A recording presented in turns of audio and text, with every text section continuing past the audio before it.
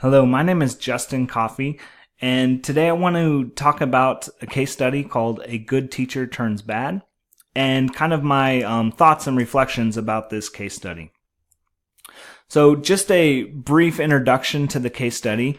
What happened is there's a relatively new principal in an elementary school in a small school district, and there's a first grade teacher. And this first grade teacher has a history of effective teaching. In fact, she was once named Teacher of the Year for the school district.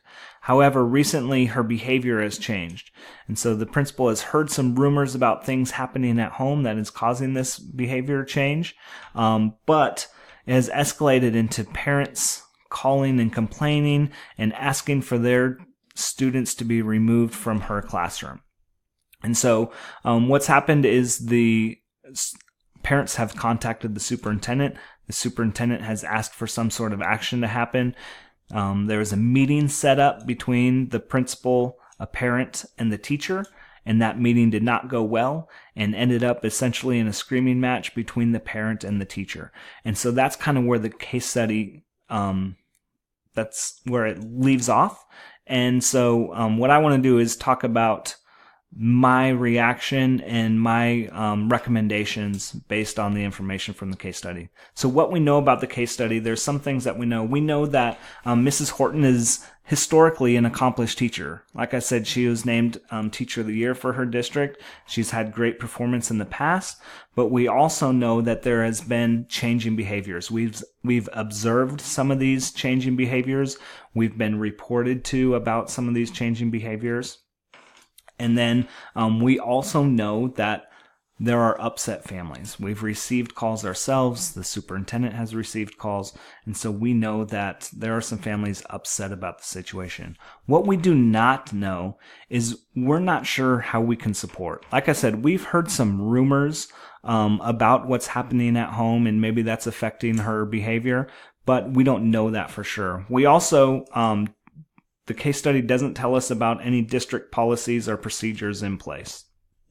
And then finally, we don't know what the data shows. Is there any walkthrough data that has documented some of these behavior changes? Has some of these behavior changes been documented through evaluations? We don't know any of that data. So my recommendation for an action plan based on this case study starts with this. My first action would be to de-escalate the situation. So the teacher is heated. School is about to start. This meeting happened before school. And to de-escalate the situation, I would send the teacher home for the day. Now, not in a punitive way, not because she's in trouble. What I would want to do is because of her heightened emotional state, I would want to protect both her and the students and de-escalate that situation. Just send her home to cool down for the day. The other thing that I would do is immediately begin documenting observed behaviors. Again, that is not clear in the case study if any of these things have been documented, but I would want to start that documentation immediately. The next thing that I would do is I would go back and look through some of the data. What walkthrough data do I have? What evaluation data do I have? Where I can kind of pinpoint where these changing behaviors started getting observed. And are they getting progressively worse, or are these behaviors improving? I would want some data, so I would look for data that I have. The other thing, the next thing that I would want to do is I would want to collaborate with some more people. I would want to get some new people involved. I'm a new administrator, and so I'd want to hear some other points of view or perspective. So I'd reach out to a mentor. I would reach out to my superintendent to see if they have advice or ideas for how to deal with a situation like this. The next thing that I would do is set up a meeting with Miss Horton, the superintendent, and perhaps the human resource director. Perhaps the human resource director can help with some of those policies or put out some different options on the table that we're not necessarily aware of. And so I would want to get those people in a room with myself and just talk about the situation and how we can work through it and how we can make things best for the students. And then finally, the next thing that I would do is I would place Julie in a different classroom. Julie is the student of the parent who had the meeting. I would not place Julie just because the parent was complaining. But in this situation, I think it's a win-win situation.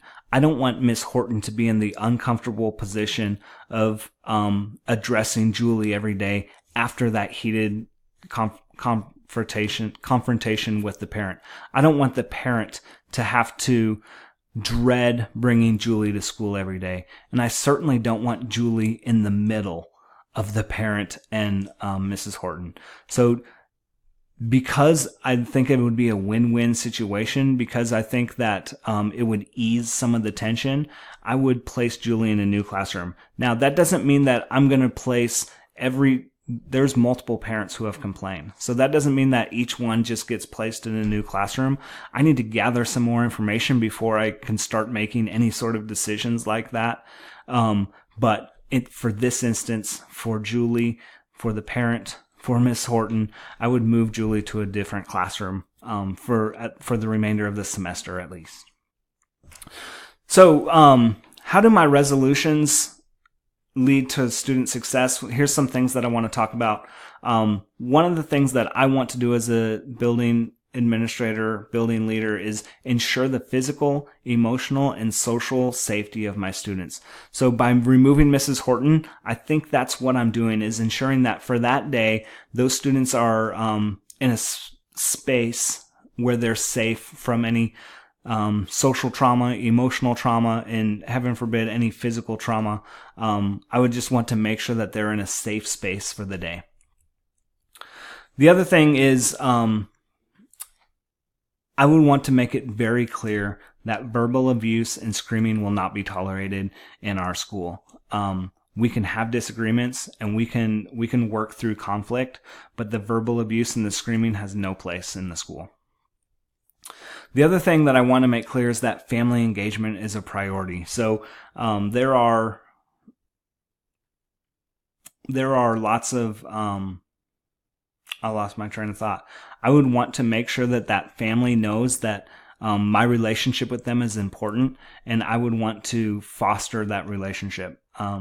Family engagement is really important. I also want to help with student success. I want to make sure that I am documenting observed behavior so that I have a record that can help inform future decisions. And then finally, I want to make sure that I'm utilizing the data that I'm collecting from the walkthroughs, from evaluations. I don't want that to just be in a filing cabinet somewhere. I want to utilize that information to help me make decisions.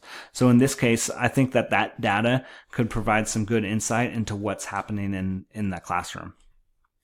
Just a moment to reflect about what I was thinking, what I was feeling as I read this case study. First of all, it helped me realize that I want to lead with empathy and compassion. I was feeling a lot of empathy and compassion for the students, for Mrs. Horton, for the parents. I could feel all of their frustrations reading this case study, and I want to make sure that I use that as a leader, use my empathy and compassion to lead.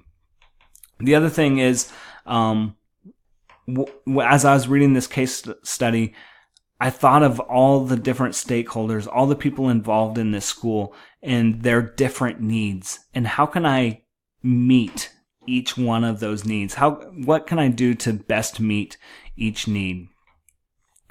And then the other thing that this case study kind of made me think about is, as a teacher, I always valued relationships. But as a building administrator, I too would value relationships. Again, with students, with my staff, with parents, with my community. I would want to build and bring up those relationships. Things that are still unresolved, things that I would need more information or to work through, is ensuring an effective learning environment. What I mean by that is, I don't know who the best teacher for that classroom is right now. Perhaps it's Mrs. Horton. She's been a great teacher in the past. Perhaps she's the best option for that classroom. Or perhaps not. I need to gather some more information. I need to help support Mrs. Horton to get her back on her feet. But I'm not sure how to ensure the most effective learning environment. The other thing is I want to make sure that I provide professional support for Mrs. Horton, but I'm not sure what she needs yet. I don't know if she needs emotional support. I don't know if she needs personal support. I don't know if she needs professional support, like professional learning. So I need to dig in and get to the bottom of how I can help Mrs. Horton be her best for students every day. And then finally, I want to maintain engagement with families. So I hope that interaction that I had with Julie's dad is not the last interaction that I had with Julie's dad. I want to make sure that I reach out and make sure that his family needs are being met, along with some of those other parents who have complained. I want to make sure that I reach out to them and let them know that their needs are important and we value them. So the next couple slides, I want to talk about how am I promoting academic success, personal well-being, and improving instructional capacity. So I'm going to talk about academic success. By meeting the basic and physiological needs, my students are able to get to a higher order of thinking, right? Like Maslow's hierarchy of needs. So the first thing that I want to do is make sure that my students are safe and their physiological needs are being met. That's why I would remove Mrs. Horton. I also believe that every student deserves an effective teacher. So I want to make sure that the best teacher is in that classroom. And so that's what my meetings and things would be about, to make sure that I have the best teacher in that classroom. And then finally, I want to respond to family needs and interests. So there's a tie between family engagement and student success. And so I want to make sure that I am taking care of those family needs. As far as taking care of students' well-being, students must be protected from trauma. And so my action plan, I think that that's what I'm trying to do, is protect students from any additional trauma that could happen that day. And that's why I would send Mrs. Horton home for the day. And I also want to be responsive to stakeholder needs. Now, there are several stakeholders involved in this case study, and I want to be responsive to all of their needs. And then finally, I'm committed to professional learning. And so how do you take care of students? How do you make sure that their well-being is safe? Provide some professional learning about student well-being to your teachers. So those are ways that I would promote personal well-being. And then finally, instructional capacity. I think that I would improve instructional capacity by avoiding assumptions. I don't just want to assume I know what's happening in Mrs. Horton's life because I heard a rumor from another faculty member. I want to make sure that I have the right facts and the right data and the right information before making any decisions. The other thing is I want to provide professional support. I don't just want to throw Miss Horton out with the bathwater. I want to improve her instructional capacity. I want to make sure that she's taken care of and her needs are met and she's growing and doing the best that she can as a professional. And then finally, I want to utilize walkthrough and evaluation data. I don't want those things to just sit in a filing cabinet. I want to utilize that information to make decisions about how I can help promote the development of my staff. I want to thank you all for paying attention. I've really enjoyed this class, and I look forward to seeing your videos.